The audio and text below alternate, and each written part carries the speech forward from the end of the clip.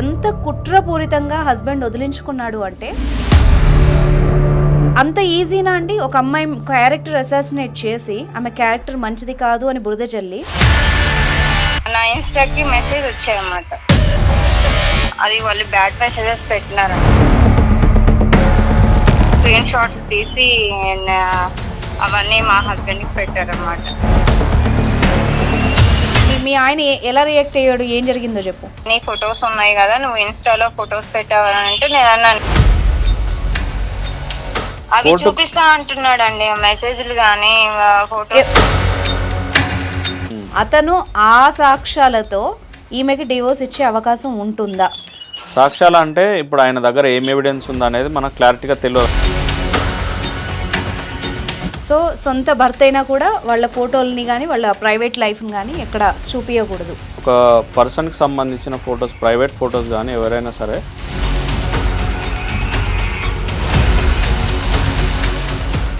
నమస్తే, welcome to legal talk with Anusha.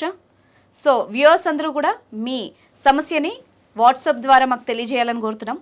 చాలామందికి call busy వస్తుంది and at the same time అన్ని కాల్స్ లిఫ్ట్ చేసే సందర్భం అన్ని టైంలో ఉండకపోవచ్చు. సో వ్యూవర్స్ అందరూ కూడా తప్పకుండా మీ సమస్యని వాట్సాప్ ద్వారా మాకు తెలియజేయండి. తప్పకుండా నేను తిరిగి మీకు కాల్ చేసి మీ సమస్యని టేక్ ఓవర్ చేస్తాం. అండ్ ఇవాళ మన గెస్ట్ అడ్వకేట్ శివకుమార్ చారి గారు, వారితో మాట్లాడదాం. నమస్తే సార్. నమస్తే మేడం. సో మనకు వ్యూవర్షిప్ పెరిగింది, సమస్యలు కూడా అదే విధంగా కాల్స్ కూడా వస్తున్నాయి. అయితే నాకు ఇక్కడ ఈరోజు ఇంకొక కొత్త ప్రాబ్లము. ఒక అమ్మాయి కాల్ చేసింది. అమ్మాయిని ఎంత కుట్రపూరితంగా హస్బెండ్ వదిలించుకున్నాడు అంటే, ఆమె తప్పు చేసిందా చేయలేదా పక్కకు పెడితే దానికి ఎలాంటి ప్రూఫ్ లేదు, అసలు ఆ విషయం జరిగిందా లేదా క్లారిటీ లేదు. ఆ ఒక్క మాట పట్టుకొని అమ్మాయిని వదిలేసి ఏకంగా యుఎస్ పారిపోయాడు. ఓకే, అంటే అంత ఈజీనా అండి ఒక అమ్మాయి క్యారెక్టర్ అసాసినేట్ చేసి ఆమె క్యారెక్టర్ మంచిది కాదు అని బురద చల్లి, అంటే కేవలం అనుమానం తో కూడా అమ్మాయిని లైఫ్ని పాడు చేసే హక్కు ఎవరిచ్చారు హస్బెండ్కి? అంటే వాళ్ళ మధ్యన ఎటువంటి డిస్టర్బెన్స్ వచ్చింది, వాళ్ళ మధ్యలో ఎటువంటి కమ్యూనికేషన్ జరిగినాయి, సో ప్రాబ్లం ఏంది అనేది పూర్తి స్థాయి తెలుసుకోవాలంటే డైరెక్ట్ ఒకసారి వాళ్ళతో మాట్లాడితే బాగుంటుంది. సో అమ్మాయి నెంబర్ ఉంది, నేను ఈరోజు కాల్ పెడతానని చెప్పాను. సో తనకు కాల్ చేద్దాం సార్. ఏం జరిగింది ఏంటన్నది తన మాటల్లో విందాం. కాల్ చేస్తాను.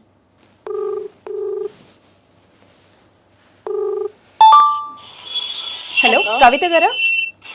చెప్పండి అమ్మా. మీ పేరు మార్చాము. సో నేను ఇప్పుడు లీగల్ టాక్ నుండి మాట్లాడుతున్నాను, మన ఎపిసోడ్ నుండి. మన ఎదురుగా అడ్వకేట్ గారు కూడా ఉన్నారు. నా ఒక రిక్వెస్ట్ ఏంటంటే, అసలు ఏం జరిగింది అన్నది పూసగుచ్చినట్టుగా చెప్పండి అమ్మా. ఓకే అండి. ఓకేనా? చెప్పండి. నాకు మ్యారేజ్ అయ్యి ఒక 12 years అయిపోయిందండి. ఫస్ట్ బెంగళూరులో ఉండేవాళ్ళం. నెక్స్ట్ హైదరాబాద్ కి షిఫ్ట్ అయ్యాం అన్నమాట. మా హస్బెండ్ కి యుఎస్ కి వెళ్లే అవకాశం వచ్చి తను యుఎస్ వెళ్ళిపోయారు. నన్ను పిల్లల్ని ఇక్కడే వదిలేసి వెళ్ళిపోయారు అన్నమాట. అప్పుడు అంతా నేనే చూసుకున్నానండి పిల్లల్ని. పిల్లలకి ఏజ్ లో ఉన్నప్పుడు అలా ఆయన వెళ్ళింది? ఆయన బాబుకేమో LKG ఉన్నప్పుడు వెళ్ళిపోయారండి. పాప ఏమో అప్పుడు చిన్న పాప ఒక 6 months 8 months ఉంటాయి అంతే. తనకు వాళ్ళ మమ్మీ ఉండమంటే అప్పుడు ఉండలేదన్నమాట నా దగ్గర. ఇక మా పెద్దమ్మ వాళ్ళే ఇల్లు చూసి నన్ను ఇక్కడ హైదరాబాద్ లో ఉంటే బాబు స్కూల్ కి వెళ్తున్నాడు కదా అని నేను అక్కడే కంటిన్యూ అయ్యానమాట. ఓకే. తర్వాత నేను యుఎస్ తీసుకెళ్లిపోయారు 3 years అట్లా. మళ్ళీ అగైన్ కర్నూలులో ఉండు అని ఫోర్స్ చేసి కర్నూలులో ఉండమన్నారు ఆ ఇల్లు అమ్మడానికి. ఆ ఇల్లు అమ్మడానికి నేను ఉండాలని చెప్పాను ఫస్ట్. అంటే నువ్వు దేనికి సపోర్ట్ చేయవు ఎందుకు అది అని మాట్లాడారు అన్నమాట. సరేలే నేను ఉంటాను అని చెప్పాను. పాపకు కూడా ఏజ్ కలిసి వస్తుంది కదా అక్కడ యుఎస్ లో.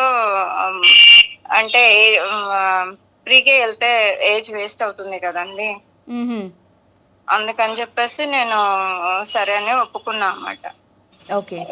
అంతా బానే ఉంది. తర్వాత నన్ను 6 months అక్కడ కర్నూలులో ఉన్నప్పుడు నాకు ఇన్స్టా నుంచి ఒకళ్ళు అమ్మాయి లాగా మెసేజ్ చేశారు అన్నమాట.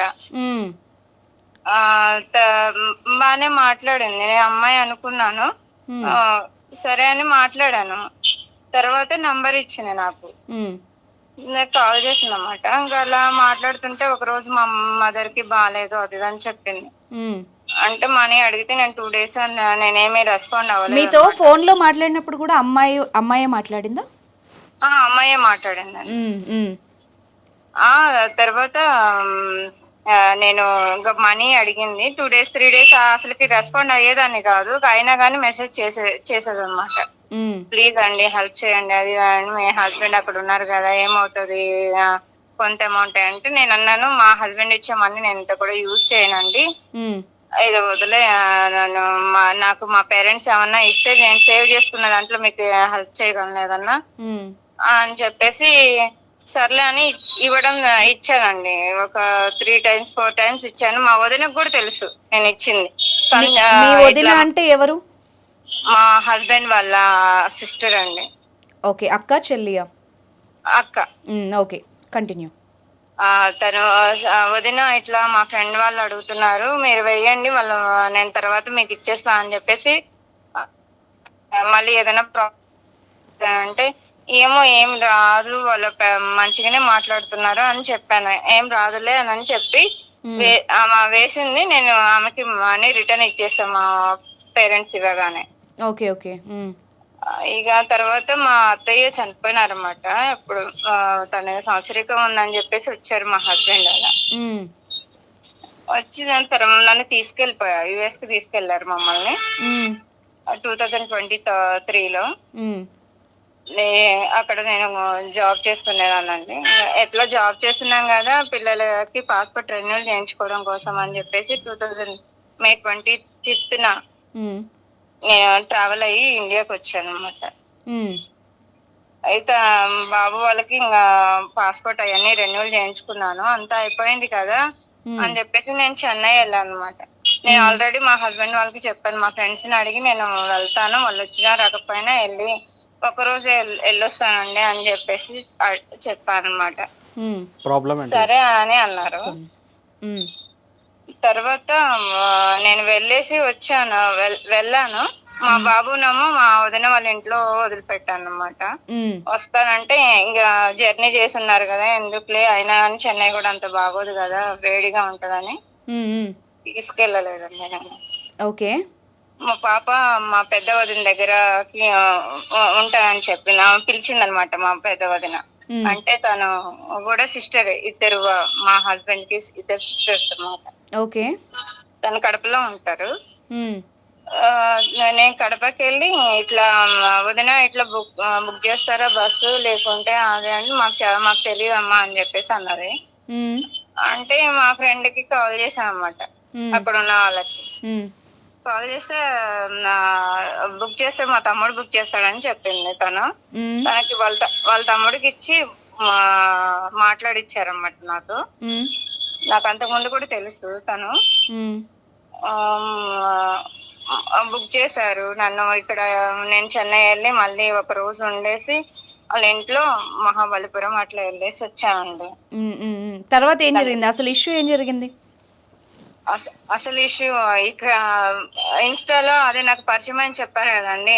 తను ఏంటంటే నేను ఫోన్ నెంబర్ ఇచ్చింది కదా నాకు, నేను ఈ ఫోన్ నెంబర్ నేను యూజ్ చేయట్లేదు, నువ్వు మా అన్న యూజ్ చేస్తాడు, నువ్వు నువ్వు కాల్ చేయకండి అంటే నేను ఎందుకు చేసా, ఎప్పుడు నువ్వే కదా చేసేది అని చెప్పేసి మాట్లాడాను నేను. అప్పుడు ఆ నెంబర్ నుంచి నా ఇన్స్టాకి మెసేజ్ వచ్చాయన్నమాట. ఏమని వచ్చింది? నేను మా బాబు దానికి ఓపెన్ చేస్తుందంటండి. నేను ఓపెన్ చేయలేదు నా ఐడిని. ఒకటే తను వాళ్ళ అన్నయ్య కాల్స్ చేస్తూనే ఉన్నాడంట. ఓకే. నాకు కాల్ చేసి మా బాబు చెప్పాడనమాట, ఇట్లా కాల్ చేస్తున్నారు ఎవరు అని అంటే ఏమో నాకు తెలీదు అని చెప్పేసి చెప్పాడనమాట మా బాబుకి. సరే మీ అత్తయ్య ఉంది కదా మీ అత్తయ్యకి ఇచ్చి డిలీట్ చేయమని చెప్పు అని అన్నాను ఇన్స్టాని. తర్వాత నేను ఓపెన్ చేసి చూస్తే కాల్స్ ఉన్నాయన్నమాట. ఓకే. కాల్స్ ఉంటే నేను హాయ్ అని పెట్టా. వాళ్ళ అడ్రస్ కూడా నాకు చెప్పలేదండి ఇంతవరకు, ఎక్కడ ఉండేది ఏంటి అనేది కూడా చెప్పలేదు. కానీ హెల్ప్ చేసిన కష్టంలో ఉన్నారంటే ఉమ్. నేను మొత్తం ఇచ్చింది కూడా 7,000 8,000 ఇచ్చాను అంతే. ఇప్పుడు ఏమైంది ఆ ఇన్స్టా వల్ల ప్రాబ్లం ఏమైంది? అది వాళ్ళు బ్యాడ్ మెసేజెస్ పెట్టినారంట. ఓకే ఓకే, మీ నెంబర్కి పెట్టారా? నా ఐడికి పెట్టారు, నా నంబర్ కి కాదు. సో ఏమైంది తర్వాత? తర్వాత ఆమె స్క్రీన్ షాట్లు తీసి అవన్నీ మా హస్బెండ్ కి పెట్టారన్నమాట. ఓకే, ఎవరు మీ వదిన? మా వదిన స్క్రీన్ షాట్ ఆవిడ దగ్గరకి ఎందుకు వెళ్ళిందమ్మా మొబైల్? మా బాబు ఉన్నాడని చెప్పాను కదండి, మా బాబుకి ఇచ్చామన్నమాట మొబైల్. ఓకే, అంత వల్గర్ మెసేజ్లు చేసేటట్టయితే నేను మా బాబుకి ఎందుకు ఇస్తానండి మొబైల్? ఇప్పుడు ఆ మెసేజెస్ ఎవరికి పంపించారు? అతను నా దానికి పెట్టాడు అన్నమాట. పెట్టారు, తర్వాత తర్వాత నేను రిప్లై ఇచ్చినట్టు వేరే వాళ్ళు చేశారన్నమాట. నా ఐడి హ్యాక్ అయిందో మరి నాకు తెలియదండి, అది నేను చేశాననే అనుకుంటున్నారు మరి వాళ్ళంతా. ఓకే, మొత్తానికి ఒక కన్వర్జేషన్ జరిగింది, అది మీ ఆయనకి తెలిసింది అంతేనా? తెలిసింది. అందులో నేను అంతకు ముందు మా హస్బెండ్ నన్ను బ్యాడ్ గా అంటే నాకు కొంచెం బాధ వేసి ఫోటో మామూలుగా బ్లౌజ్ మీద అట్లా ఫొటోస్ తీసుకొని డిలీట్ చేసుకున్నాను. నేను ఎవరికి సెండ్ చేసింది కాదండి, డిలీట్ చేస్తా. ఆ డిలీట్ చేసినవి కూడా ఆమె క్లౌడ్ లో ఉన్నట్టున్నాయి, తీసి అవి కూడా అక్కడ ఏం జరిగిందో నాకు తెలియదండి ఎగ్జాక్ట్ గా, కానీ అవన్నీ మా హస్బెండ్ కి పంపించింది అనమాట. ఓకే ఓకే, ఇప్పుడు నేను ఒక నిమిషం లైన్లో ఉండండి. లాయర్ గారు అర్థమైందా? ఇప్పుడు ఈవిడ ఇన్స్టా నుంచి మెసేజ్లు అండ్ ఇవి తీసుకున్న పర్సనల్ ఫొటోస్ అన్నీ కూడా వీళ్ళ వదిన వాళ్ళ హస్బెండ్కి పంపించింది అని చెప్తుంది, అంతేనమ్మా? అవునండి. ఎన్ని రోజులైంది ఈ ఘటన జరిగి? 4 months అవుతుందండి. మీ ఆయన ఎలా రియాక్ట్ అయ్యాడు, ఏం జరిగిందో చెప్పు. మా హస్బెండ్ నేను ఇండియా వస్తున్నా ఆఫీస్ పని మీద అని చెప్పేసి అన్నారు. నేను మా అమ్మ వాళ్ళ ఇంట్లో ఉన్నా అన్నమాట. మా ఊరు వచ్చేసి నన్ను తీసుకొచ్చేసారు అన్నమాట హైదరాబాద్ కు. ఇక్కడ మా తమ్ముళ్ళు వాళ్ళు ఉంటారన్నమాట. మా తమ్ముడు వాళ్ళకి వాళ్ళందరికి చెప్పారండి. ఓ, ఈ విషయం చెప్పారా? చెప్పారు. కొంచెం ఇష్యూ అయింది. మా పిల్లలకి ఏం చెప్పారంటే మీ మమ్మీ 2 రోజులు ఉన్నాక వస్తుందిలే అని చెప్పేసి పిల్లల్ని మా వదిన మా హస్బెండ్ మా వదిన వాళ్ళ హస్బెండ్ కూడా వచ్చి తీసుకొని వెళ్ళిపోయారు అన్నమాట. ఎక్కడికి? యుఎస్ కా? యుఎస్ కాదండి, ఇక్కడ కర్నూలుకి తీసుకెళ్ళిపోయారు అప్పుడు. తర్వాత నేను అన్నాను నేను కూడా వస్తాను అని చెప్తే ఎక్కడికి వచ్చావంటే కనుక మా బావయ్య నేను బాగా కొడతాడు అది అని బెదిరించి నన్ను రానివ్వకుండా చేశారన్నమాట. ఓకే, పిల్లలు కూడా నిన్నేం అడగట్లేదు, నువ్వు అంటే ఇష్టం లేదు వాళ్ళకి, నువ్వు రావద్దు అని చెప్పేసి అన్నారు. ఎవరన్నారు ఈ మాట? మా హస్బెండ్. ఇప్పుడు ఎక్కడున్నారమ్మా పిల్లలు? ఎక్కడున్నారు? యుఎస్ తీసుకెళ్ళిపోయినారండి. తర్వాత నా మ్యూచువల్ డైవర్స్ కి అప్లై చేశారని చెప్పాను కదా.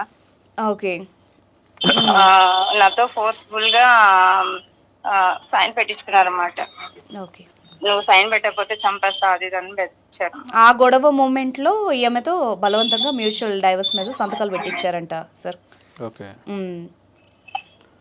తను పెట్టించి మీరు ఎప్పుడు వెళ్తున్నారు యుఎస్ కి చెప్పండి, నా పాస్పోర్ట్ అవన్నీ ఇవ్వండి సార్ ఇవ్వండి అని చెప్పాను తనకి. అంటే నీ పాస్పోర్ట్ నేనెందుకు ఇస్తాను, అది నా డిపెండెంట్ వీసా ఉంది కదా నీకు, నేను ఇవ్వను, నా వీసా నువ్వు యూజ్ చేసేది ఏంటి, నువ్వు వచ్చి ఇక్కడ ఇల్లీగల్ పనులు చేయొచ్చు కదా అది దాన్ని చాలా చండాలంగా మాట్లాడారు. అంటే మీ సైడ్ నుంచి ఎవరు మీ సైడ్ తీసుకోలేదమ్మా? అంటే మీ పేరెంట్స్ కానీ ఎవరు మాట్లాడే ప్రయత్నం చేయలేదా? మాట్లాడారండి, మాట్లాడితే కూర్చొని మాట్లాడుకుందాం బావా అది అని మా తమ్ముడు వాళ్ళందరూ అడిగారు. అంటే లేదు నాకు అవసరం లేదు, నేను తీసుకెళ్ళను అమ్మాయి నేను తనని, నాకు ఇష్టం లేదు తనంటే. ఇష్టం లేదా? అంటే ఈ విషయం వల్ల ఇష్టం లేదా, మొదటి నుండి లేదా? ఈ విషయం నుంచి ప్రెసెంట్ అయితే ఈ విషయం నుంచి నాకు ఇష్టం లేదు అని అంటున్నాడు. ఫస్ట్ కానించి అంతే ఉంటారండి. ఎలా జరిగిందమ్మా మీది? అరేంజ్డ్ మ్యారేజా? Arranged marriage. మొదటి నుంచి ఎలా ఉండేవాళ్ళు మీ అత్తగారు వాళ్ళు కానీ మీ హస్బెండ్ కానీ? కొంచెం చిన్న చూపే చూస్తారండి. అంటే మేము పల్లెటూరు నుంచి వచ్చిన వాళ్ళం కాబట్టి వాళ్ళు అందరూ ఎడ్యుకేటెడ్ అన్నమాట. మీరు ఎప్పుడు ఆలు కర్రీ టమాటా అవే తింటారు కదా, చీప్ పర్సన్స్ లాగా చూస్తారు అన్నమాట. కనీసం తన బట్టలు కూడా ముట్టుకోని కదా. అయ్యో,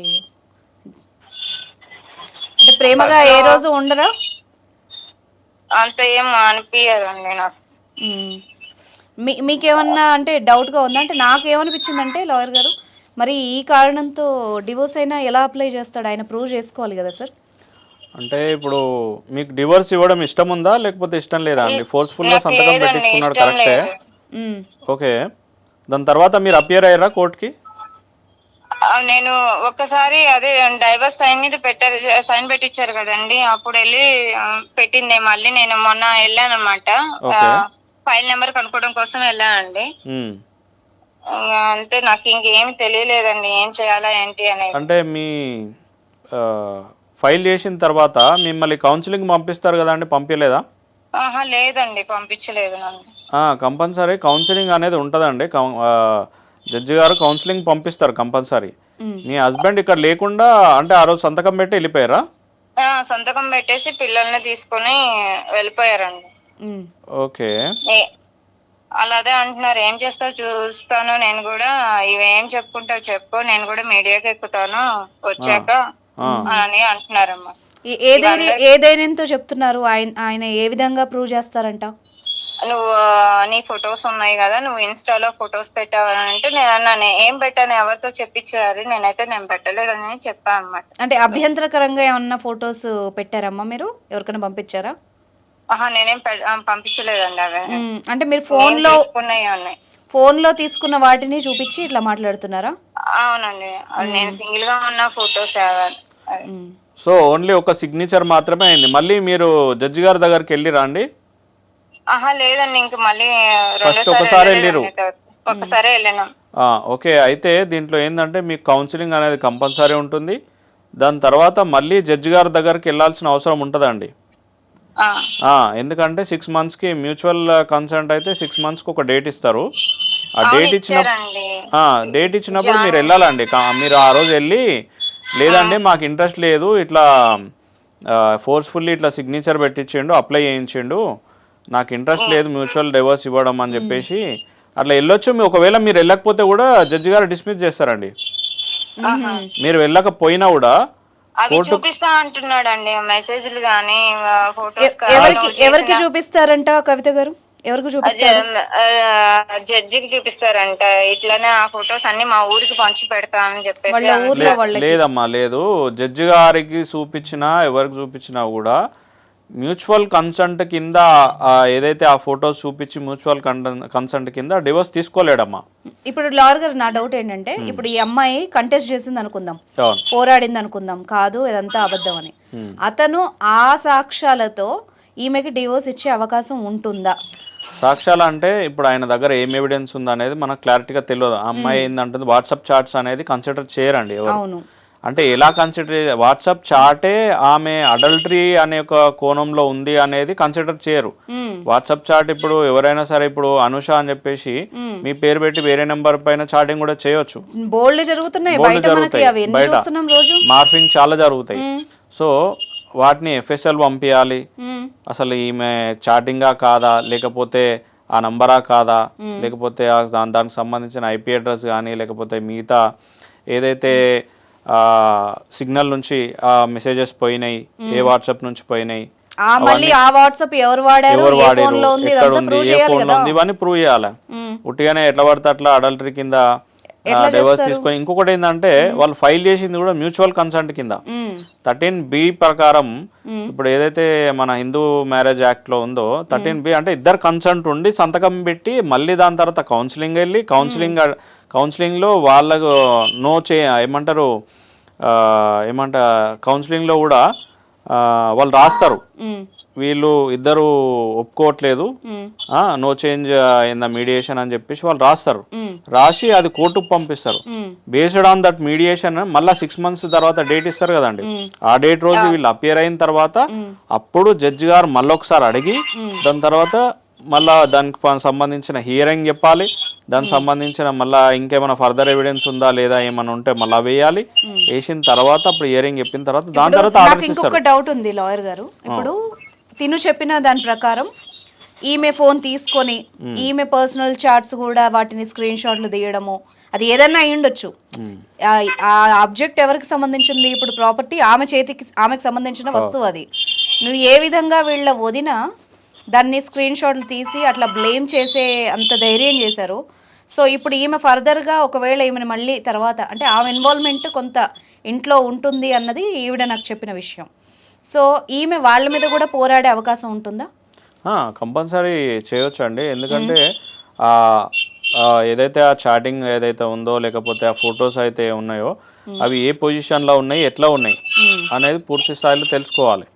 ఓకే, కానీ ఈమె పర్మిషన్ లేకుండా ఈమె ఫోన్ వాడడం కూడా తప్పే కదా? లేదండి, అట్లా తీయొద్దు. ఎందుకనంటే రైట్ టు ప్రైవసీ అనేది అందరికి ఉంది అండి. ఎవరి పర్సనల్ వాళ్ళకు ఉంటుంది, ఎవరి మొబైల్ కానీ ఎవరి పర్సనల్స్ వాళ్ళకు ఉంటాయి. జనరల్ గా కన్న తల్లిదండ్రులకు కూడా లేదు. అవును, ఓకే, వింటున్నారా కవిత గారు? కన్న తల్లిదండ్రులకు కూడా మీ ఫోన్ ముట్టుకొని మీ ఫోన్ లో ఏముంది చెక్ చేసే అధికారం వాళ్ళకు కూడా లేదు. సో ఇక్కడ ఎవరైతే తీసిర్రో వాళ్ళ పైన కూడా మీరు కేసు పెట్టొచ్చు. వాళ్ళు మీకు సంబంధించిన ఏదైతే ఇన్ఫర్మేషన్ ఉందో అది ఎవరికి ఇట్లా పాస్ చేస్తున్నారు దానిపైన కూడా మీరు కేసు పెట్టొచ్చు. ఈ అమ్మాయి క్యారెక్టర్ ని బదనాం చేసే క్యారెక్టర్ అసాసినేట్ చేస్తే మీరు డిఫమేషన్ కూడా కేసు ఫైల్ చేయొచ్చు. మీ వదిన గారి మీద, మీ హస్బెండ్ మీద కూడా ఫైల్ చేసుకోవచ్చు. చెప్పండి. ఒక్కరు కాదండి, హైదరాబాద్ లో ఉన్నారు, ఆ ఊర్లో ఉన్నారు, యుఎస్ లో ఉన్నారు. అంత ఉంటే నాకు నేను అంత డిపెండ్ అవ్వాల్సిన అవసరం నాకు. సరే, ఇంతమంది ఉన్నారు అన్నది వాళ్ళు నోటికి ఏదొస్తే అది మాట్లాడతారు కవిత గారు. బట్ ప్రూవ్ చేయాల్సి వచ్చినప్పుడు ఎప్పుడైతే ఆన్ ద పేపర్ కానీ కోర్టులో కానీ నిలబడి ఈ మాటలు మాట్లాడినప్పుడు దాన్ని ప్రూవ్ చేసుకోవాల్సి వస్తుంది. ఇప్పుడు బయట వాళ్ళు 100 అనొచ్చు మిమ్మల్ని, కానీ ప్రూవ్ చేయాలి అని నిలబడితే మాత్రం అవన్నీ తేలిపోతాయి. మీరు సెకండ్ సిగ్నేచర్ కనుక పోకపోతే అమ్మా అది ఆటోమేటికల్లీ డిస్మిస్ చేస్తారమ్మా జడ్జి గారు. అర్థమైందా? ఇక్కడ ఇంకొకటి ఏంటంటే ఇప్పుడు మీ ఆయన ఎవరైతే మీ ఫొటోస్ ఫస్ట్ మీ వదిన అలా షేర్ చేయడం ఫస్ట్ క్రైమ్ ఆవిడది.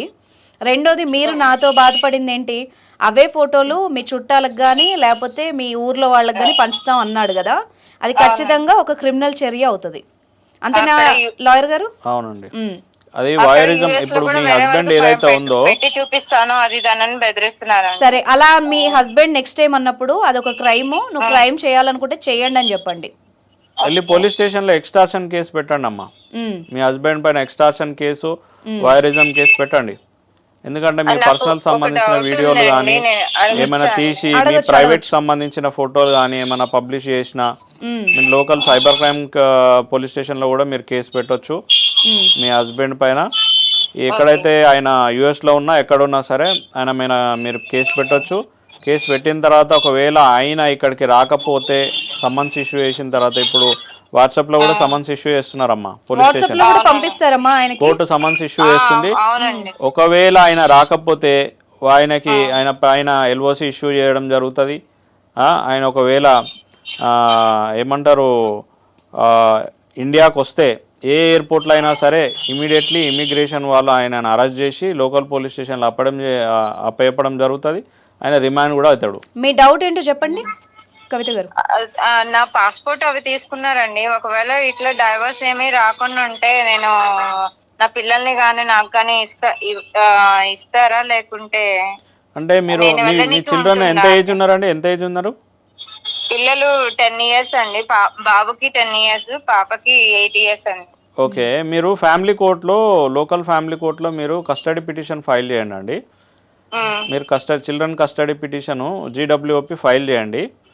ఫైల్ చేసి ఇట్లా మా పిల్లల్ని ఇట్లా తీసుకొని వెళ్ళండి బలవంతంగా, నా పిల్లల్ని నేను చూడాలి, ఇట్లా పలానా ఇక్కడ ఉన్నారు యూఎస్లో ఉన్నా ఎక్కడున్నా సరే ఆయన త్రూ వాట్సాప్ కూడా పర్మిషన్ తీసుకొని కోర్టు పర్మిషన్ తీసుకొని through WhatsApp or mail through కూడా ఆయనకు నోటీస్ పంపించవచ్చు. మీరు ఆ కేసు ఫైల్ చేస్తే ఇమ్మీడియట్లీ వాళ్ళని ఇక్కడికి కోర్టు వారు రప్పిస్తారు. రప్పించిన తర్వాత ఆ పిల్లల్ని మీరు కస్టడీలోకి తీసుకోవచ్చండి. ఇప్పుడు కవిత నాకు ఏముండదు కవిత గారు, నేనేం చెప్తానంటే మీరు గనక తప్పు చేయకపోయినట్టయితే మీ పిల్లల్ని మీ దగ్గర తెచ్చుకునే అవకాశం చట్టం మీకు కల్పించింది. మీ మీద పడేసిన నిందలు కూడా మీరు అందులోంచి బయటికి రావచ్చు. ఎందుకంటే మీరు ఇప్పుడు ఒప్పుకొని కనుక మ్యూచువల్కి వెళ్ళిపోయారనుకోండి, భయపడే ఒప్పుకోను, ఖచ్చితంగా మళ్ళీ మీ మీద అది జీవితాంతం అదొక ముద్ర కూడా పడిపోయి ఉంటుంది. అది కూడా ఒకసారి ఆలోచించుకోండి. సో పోరాడితే పోయేదేం లేదు. మీ మీద పడ్డ నింద ఏదైతే ఉంటుందో అది నింద అని మీరు నిరూపించుకోవచ్చు. And at the same time ఎలాగో ఇప్పుడు మీకు పిల్లల్ని మీకు చూడనివ్వట్లేదు కాబట్టి మీరు పోరాడైనా సాధించుకోవచ్చు. చట్టంలో మీకు అవకాశం, అన్ని అవకాశాలు ఉన్నాయి. ఓకేనా? ధైర్యంగా ఉండండి. ఇప్పుడు వాళ్ళు ఏదైతే మీకు బెదిరింపులు చేస్తున్నారో, ఇప్పుడు లాయర్ గారు చెప్పినట్టు ఆయన గనక మీ ఫోటోలు గనక ఎవరికి పంపించినా, నిజంగా తప్పు చేసి అవి దొరికి ఆ ఫోటోలు అలా పంచినా కూడా అది తప్పే. అర్థమైందా? అదొక ఎక్స్టార్షన్ కింద కేసు మీరు నమోదు చేసుకోవచ్చు. అంటే మీ డేటా, మీ ప్రైవసీని, మీ పరువుని ఎవరు భంగం కలిగించకుండా అడ్డుకునేలాగా మీకు అన్ని సెక్షన్స్ ఉన్నాయి.